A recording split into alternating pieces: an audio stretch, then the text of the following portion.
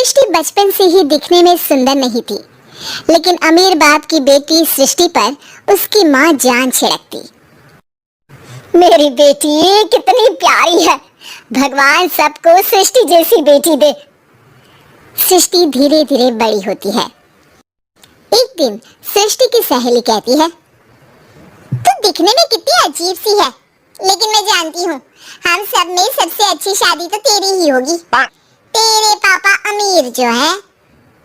और बता नहीं सकते यार, दहेज तो हर कोई देता है, ये क्या ज्यादा ले जाएगी अपने पति के लिए? अरे बड़े शहर में कोठी है इसके पापा की। अरे पापा की है ना, कौन सी इसकी है? इसकी होती तब तो कोई भी लड़का इससे शादी कर लेता। अरे पापा की मतलब पापा की है तो मेरी ही है ना? किसने कहा? अब तेरी तो तब होगी ना जब तेरा भाई ना हो। वैसे भी शादी के बाद सारी प्रॉपर्टी भाई के नाम होती है।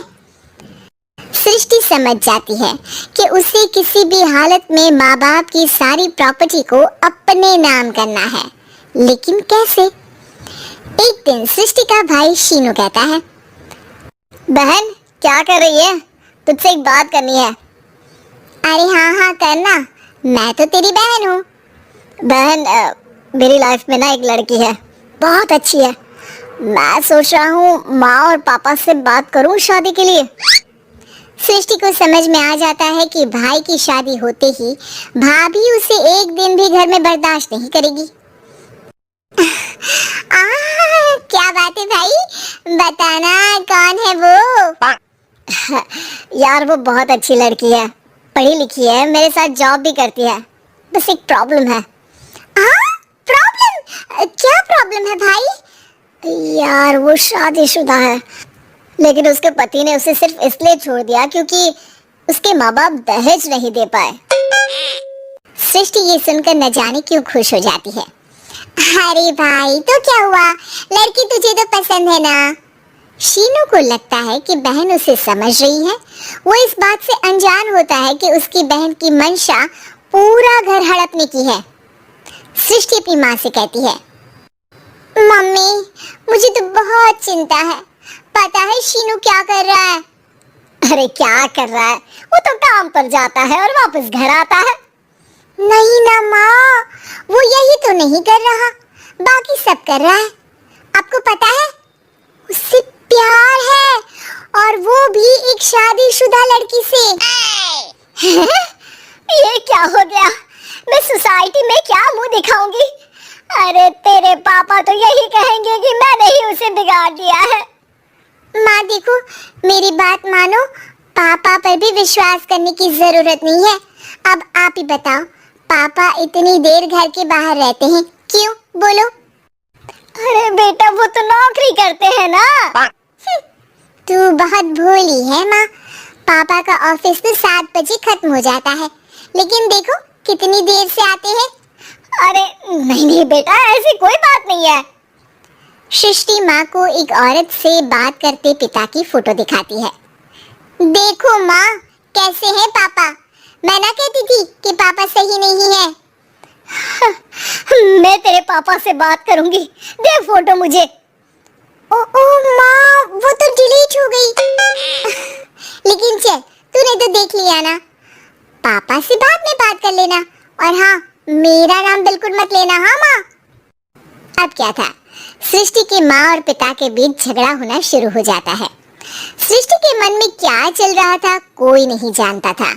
एक दिन माँ सृष्टि के लिए एक लड़का देखा है, वो लोग शाम को उसे देखने आने वाले हैं।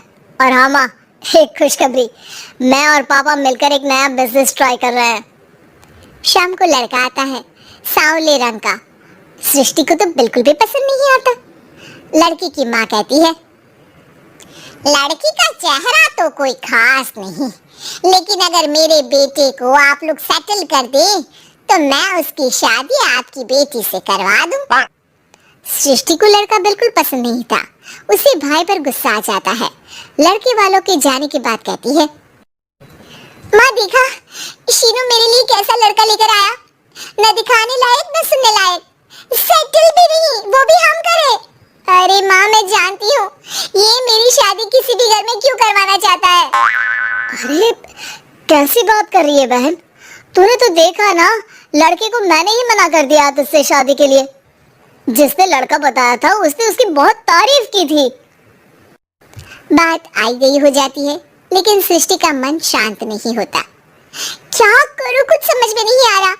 मेरी शादी हो गई तो ये लोग पूरी प्रॉपर्टी शीनू के नाम कर देंगे, मेरे हाथ तो कुछ लगेगा ही नहीं। तभी सृष्टि को आइडिया आता है, वो किसी वकील को फोन करती है। जी देखिए, अगर आपके मम्मी पापा का तलाक हो जाता है तो आपके पिता की आधी प्रॉपर्टी आपकी माँ के नाम हो जाएगी, फिर उसे वो किसी को भी दे सकती है। सृष्टि अब माँ को बेटे के खिलाफ करती है। माँ, शीनू पर नजर रखा करो, वो जिस लड़की के प्यार में है ना वो शादीशुदा है। यहाँ आएगी, सारा पैसा रुपया जमीन जायदाद सब भड़क लेगी। पापा का भी हाल तुमसे छुपा नहीं है। ऐसा ना हो कि मैं और आप एक दिन सड़क पर भीख मांगे।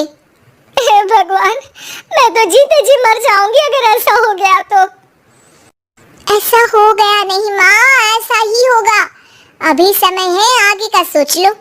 मैं तो कहती हूँ पापा से आधी प्रॉपर्टी लेकर अलग हो जाओ। पापा की आधी प्रॉपर्टी भी हम लोगों को अगर मिल जाती है ना तो अगले 7 जन्म सफल समझो। बेचारी माँ बेटी के कहने पर पति से तलाक लेकर अलग हो जाती है।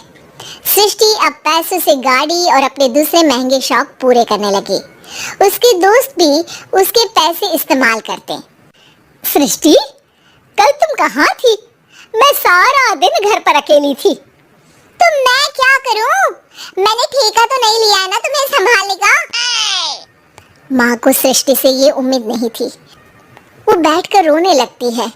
वहीं उसका पति यानी कि सृष्टि के पिता आ जाते हैं। मैं जानता था कि तुम्हारा यही हाल होगा, तो आपने मुझे रोका क्यों नहीं? मैं रोकता तो तुम रुकती क्या? सृष्टि के कहने पर तुमने मुझ पर अपने बेटे पर शक किया, लेकिन तुम ये भूल गई कि कैसे हम दोनों ने मिलकर जीवन में इतना सब खड़ा किया। माँ पति के गले लग जाती है। मुझे माफ कर दीजिए, मैंने आपकी कमाई का एक बड़ा हिस्सा गवा दिया। कोई बात नहीं, तुम साथ हो तो मैं ऐसी 7 प्रॉपर्टी खड़ी कर दूंगा। तभी वहाँ सृष्टि आ जाती है रोते हुए।